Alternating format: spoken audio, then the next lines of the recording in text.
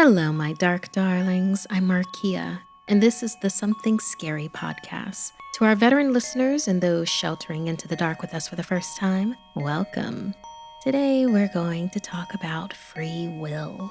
Do we really have free will? Free will to choose where we want to live, to choose who we want to hate, who we want to love? Or is it simply our old habits coming back around to us, dressed in different clothes? Round and round it goes. Because it's supposed to be part and parcel of being human that we have free will. It's promised to us. So therefore it must be true, right? Because are we ever really acting of our own free will? All around us are unexplained scrapes or splashes, presences all around us. Who's to say they don't influence us? Some are guiding us while others are waiting to take hold and over our actions. At any moment, they might strike, taking away our final acts of free will. First, an accessory can transform your entire look. Next, a sinking feeling of dread at church camp. After that, the ghostly grip of the past tightens around our necks. And finally, you're not going crazy. A creepypasta written by Anonymous. I receive hundreds of creepy story submissions every single week. As always, the first story you hear is one that we've chosen to animate and post over at youtube.com/snarled. Then I read a few more stories for the podcast. If you have a tale you're dying to share, send me an email at somethingscary@snarled.com. And if you'd like to support Something Scary, consider joining our Patreon. As a patron, you can help the show and also be a part of it. Hear your name featured in a story on the podcast or weekly video, and see ad-free episodes. For more information, visit patreon.com/snarled. So, want to hear something scary?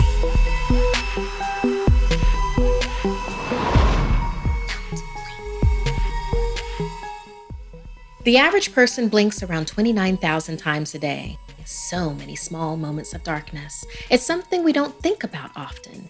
That complete darkness for only a second. Nothing to worry about unless there was a threat lurking when you're not looking. Blink and you'll miss it, coming for you. Markeia was overjoyed when she had a weekend to herself home alone. Her parents and brother were traveling out of town for a chess tournament, so she had free reign of the place as long as she checked in with Mom every night and morning. Friday night, she stayed up and watched movies alone on the couch. At midnight, the front door sensor rang, alerting her to movement outside. When she walked up to the digital screen to look at who was outside at this hour, no one was there. The only thing she saw was a rimmed hat lying on the ground. For a moment, she swore she saw fingers sliding underneath it. Maybe it was just the light playing tricks on her.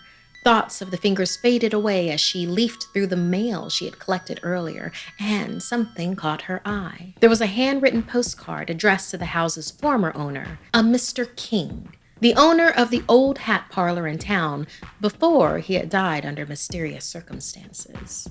It was a thank you note that read, "Dearest Mr. King, your exquisite hat makes me feel like a completely different person. I feel transformed. My Pazuzites will require more of your services soon. With utmost gratitude, Rose." Markeia figured that maybe someone stopped by to return one of his creations. In any case, it was too late to go outside. She'd deal with the hat in the morning. In the morning, Markeia was awakened by the doorbell. It was her friend Teresa.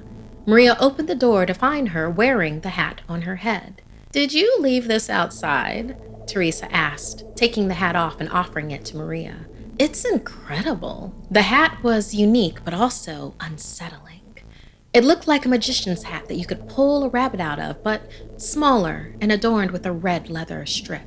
When Markeia touched it, the smell of leather hit her and made her stomach drop. She couldn't bear the thought of an animal being used for fashion. Plus, the hat itself just flat out gave her the creeps. "You can have it if you want it," she said, handing it back to her friend. As Teresa put it back on her head, a shadow fell across her face for an instant. In that instant, a shadowed face of a stranger looked back at her. Markeia blinked, and her friend looked normal again. The girls spent the whole day lazing around on the living room couch. They binge-watched their favorite shows until it got dark. Teresa's stomach rumbled loudly. It was almost midnight.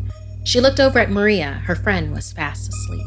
Not wanting to wake her, Teresa went to the kitchen to heat up a small frozen pizza in the microwave. As the timer counted down on her food, the microwave began to flicker. In its dark reflection, Teresa didn't recognize her own face.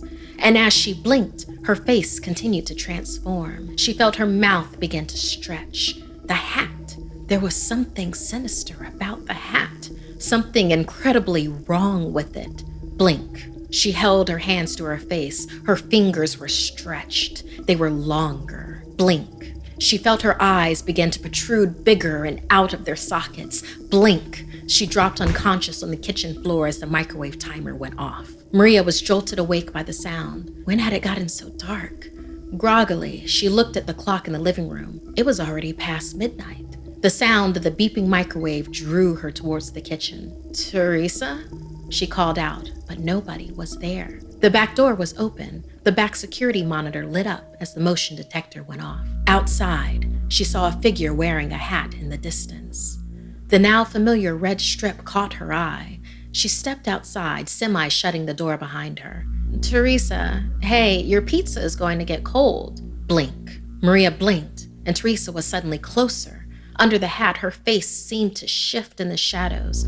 Something was wrong. "Are you okay?" she asked, blinking again. Blink. Her gaze fixated on the suddenly horrifying creature in the hat wearing Teresa's clothes. It stood frozen with its long fingers stretched out towards her. The same fingers she had glimpsed slipping under the rim of the hat the night before. That postcard. "I feel transformed." Mr. King's hat was the vehicle for this dark creature, and Teresa had become its host. Blink. It was closer, halfway to her. It had no eyes on its face, 2 gaping nostril holes, and 2 rows of sharp, bloody teeth. It was paused in mid-step, but as she blink, it's in front of her. The creature's frozen smile was wide as it waited for her to blink again. Markeia's eyes watered as she tried to hold them open, reaching behind her for the doorknob, for the safety of the house. Horrified and trying her best not to shut her eyes, they began to burn, and reflexively she blink. The creature dug its fingers into her eyes. Without Markeia's gaze, it was free to roam and to feed. Neither girl was found the next day. No trace of them. All that remained was the fancy hat with the red strip, sitting patiently by the back door.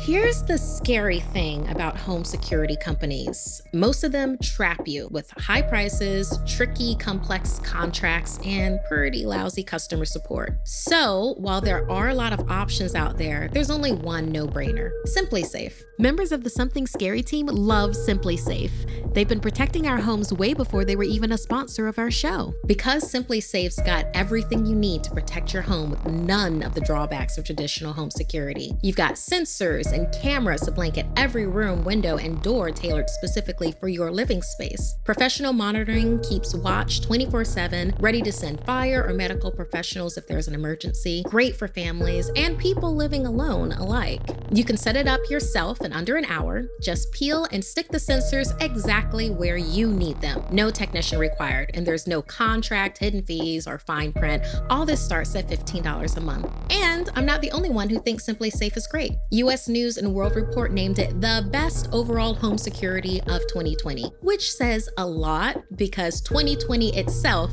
is a lot. Try SimpliSafe today at simplisafe.com/scary. You get free shipping and a 60-day risk-free trial. There's nothing to lose. That's simplisafe.com/scary.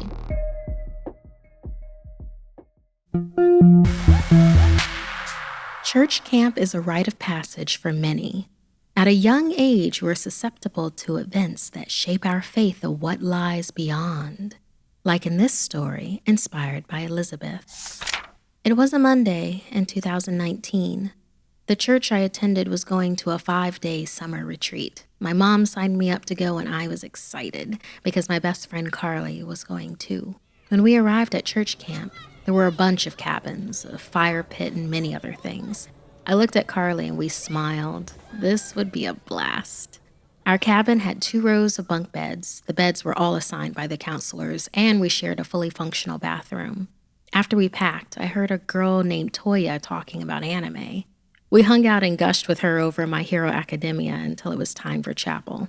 Overall, the first day was pretty normal, but while we were walking back to our cabins to get ready for bed, I noticed an abandoned cabin with red curtains. I stopped in front of it. Toya and her friend Mika walked up to me asking what was wrong. "What's with that cabin? Is anyone using it?" I didn't know why, but I was drawn to the cabin. I just was. Mika explained that the camp had been around for a while. A long time ago, there was a girl who stayed in that cabin. That no one knows exactly how it all started, but everyone thinks a few of the boys from the other side of the camp were the ones that did it. "Did what?" I asked. Mika replied, "They drowned her because they thought she practiced witchcraft. They pulled her out of the cabin, through the window with the red curtains, tied a heavy weight around her ankle, and threw her in the lake. Her body was never found, and the cabin has never been used by campers since that night." "Were the killers caught?" I asked. Mika shook her head. "The killers were never found." I didn't ask any more questions. Toya, Mika, and me went back to the cabins. We all got in our beds and slept, but I didn't sleep well. I was so curious about the cabin. Dusk the next day, while I was passing the same abandoned cabin, I noticed that the window was open. I was certain it had been closed before. The thought nagged at me until close to bedtime. Carly asked me to accompany her to fill the cabin's pitcher with water, so I tagged along. When we passed the cabin, not only was the window open, but now I could see wet footsteps leading up to it. And inside, I swear, there was a girl with dripping hair and a rotting face. She smiled at me. I started freaking out and rushed back to our cabin. I had trouble sleeping all night. The next day, after chapel, Toya, Mika, Carly, and I went swimming. There was a diving board at the lake and the water was deep. We had all been jumping off of it and laughing. That wasn't until Toya jumped. We were laughing as usual until I realized that she hadn't come back up yet. I put on goggles and looked underwater. She was near the bottom, moving around, but it looked like she was fighting to get up, waving her arms frantically and kicking her legs, but somehow she was sinking. I quickly swam over to her and grabbed onto her, pulling her up. It looked like another girl was pulling her down. Her face was rotting and her eyes glazed over. I screamed, letting loose precious air as I was being dragged down along with Toya. Suddenly, I was grabbed from above. It was the lifeguard. Toya and I were yanked up. The corpse girl below sank back down into the dark, smiling up at us. What was that?" I shouted frantically as the lifeguard helped Toya recover. Carly and Mika rushed to us, and I explained to them what I saw under the water.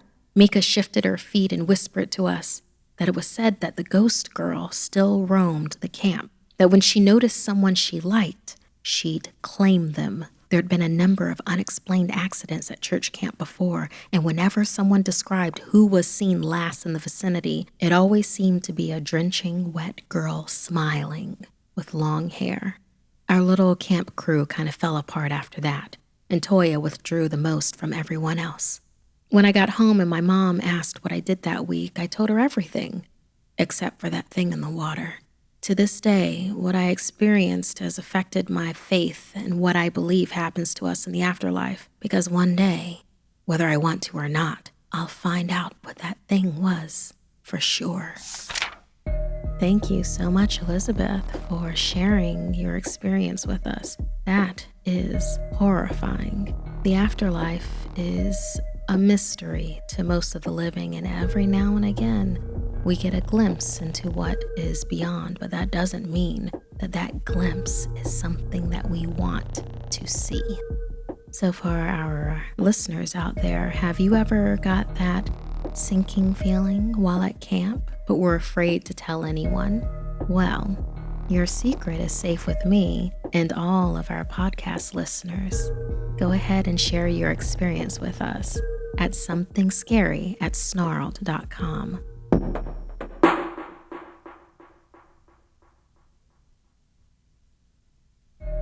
Whether you're working from home, working on your new hobby, or working on your fitness, you want what you're listening to be what you're listening to, not what all your neighbors are listening to. So everyone needs a great pair of wireless earbuds. But y'all already know I'm efficient with my money. So before you go dropping hundreds of dollars on a pair, check out the wireless earbuds from Raycon first. I've been through so many different pairs of earbuds, and hands down, Raycon are the game changers for me. The sound quality is stellar and they're comfortable. I love wearing Raycon earbuds while watching horror movies on my phone. These earbuds pick up everything. Every creak and bump just ups my scary beautifully.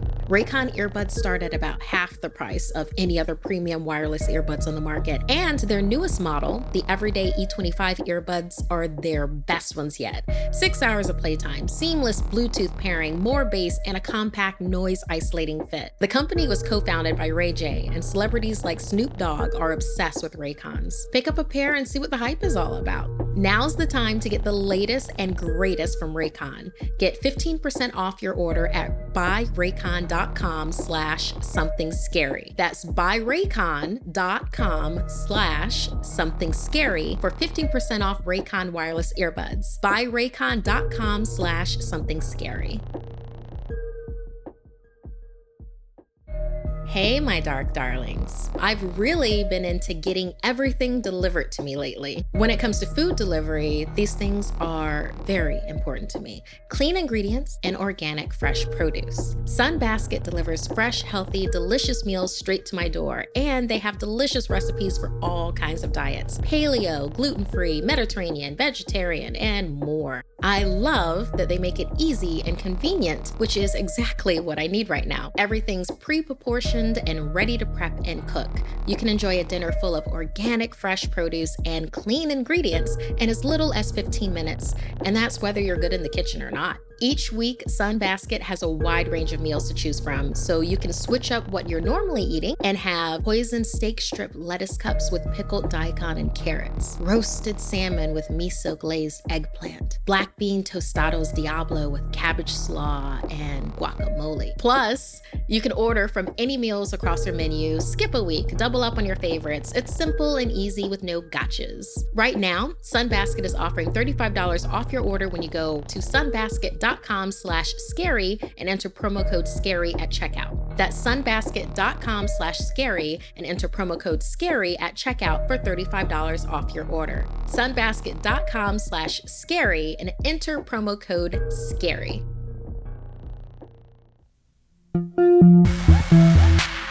Often, connecting with your ancestral roots can be a joyous experience.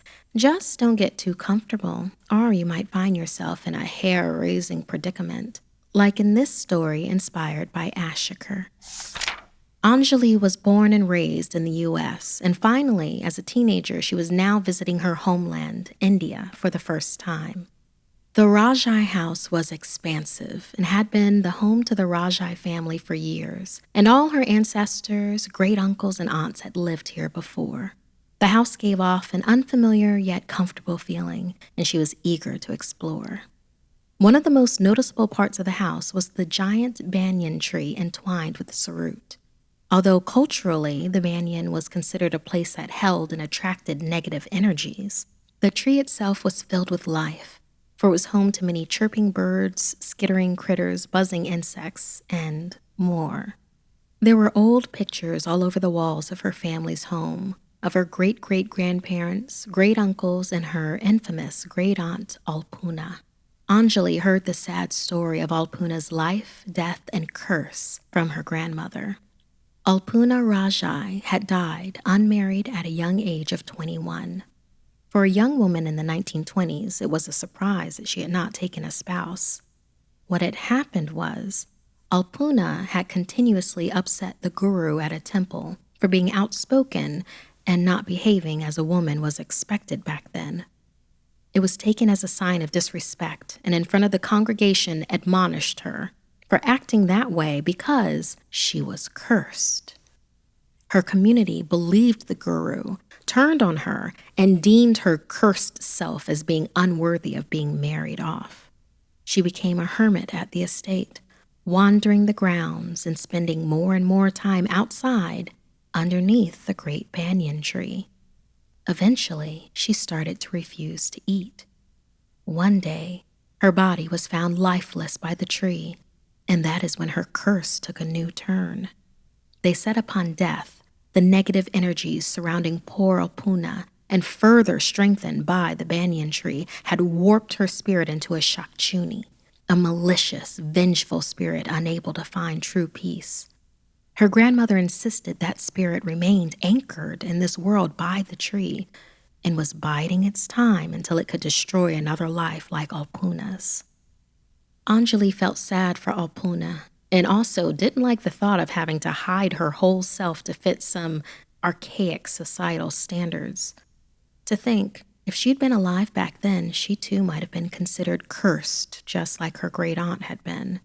While she continued visiting her home estate every year, even though she wasn't superstitious, she would also avoid the giant banyan tree on its grounds, just in case.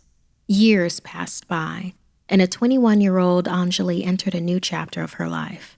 She had met an amazing man, Aruf, and after agreeing to marry him, she took him back to her hometown to get him acquainted with her extended family and to plan getting married on the estate grounds. It would be a decision she would regret. Ever since the first day she arrived with Aruf, the atmosphere seemed different from previous visits. Her youngest great-aunt, Jamila, would make jokes, saying that at least Anjali would get married by the time she was 22, but only if Alpuna's Shakchunni would let her. It wasn't a very funny joke to Anjali. Anjali was never a believer in the supernatural, but things began happening.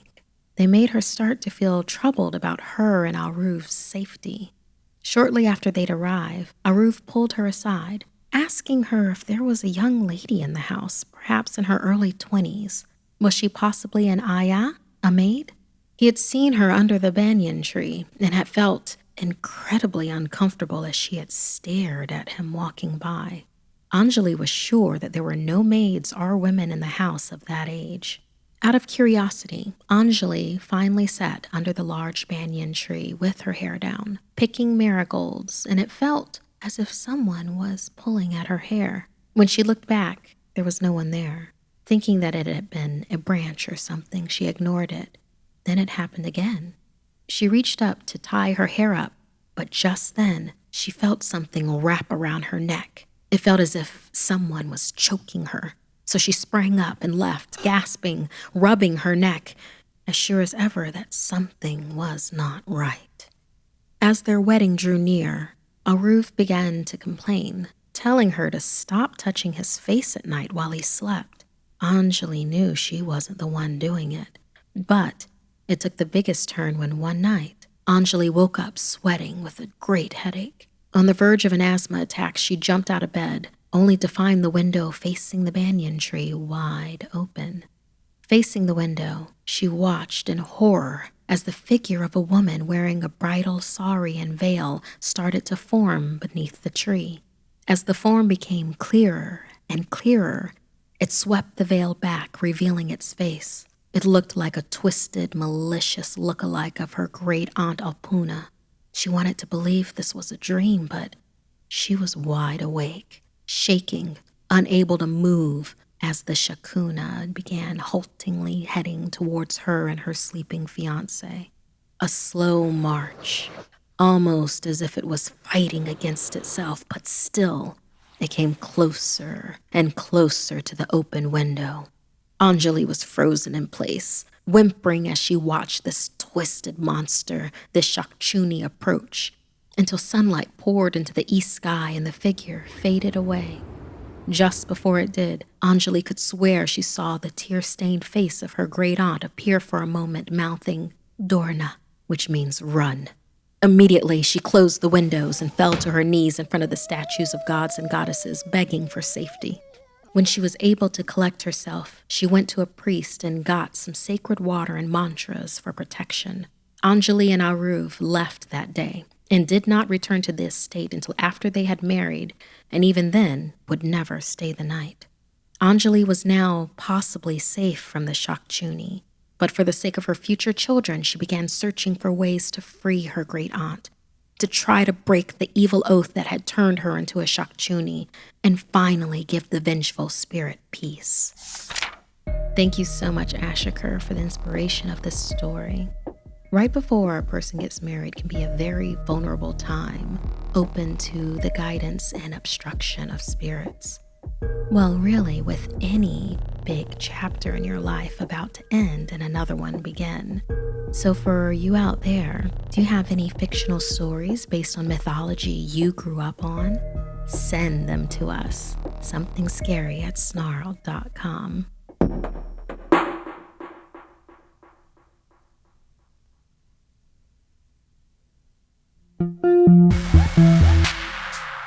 And now, an anonymous story from the dark well of creepypastas. You're Not Going Crazy, wherein a mysterious visitation leads to an unexpected invitation. It was the dead of night when the noises started. Sophie had always been a light sleeper, and she woke up almost instantly. What had woken her? The noise came again, sort of a scritchy sound that seemed to be coming directly from her left. Probably just a tree branch scraping the house. It kind of sounded like it could be. Sophie tried to tell herself that's what it was, but she didn't really believe it. She pulled the covers closer, palms sweating. There was the scratching again. It had moved closer to her head. Tree branches didn't move. Her heart began to race and her hands started to shake.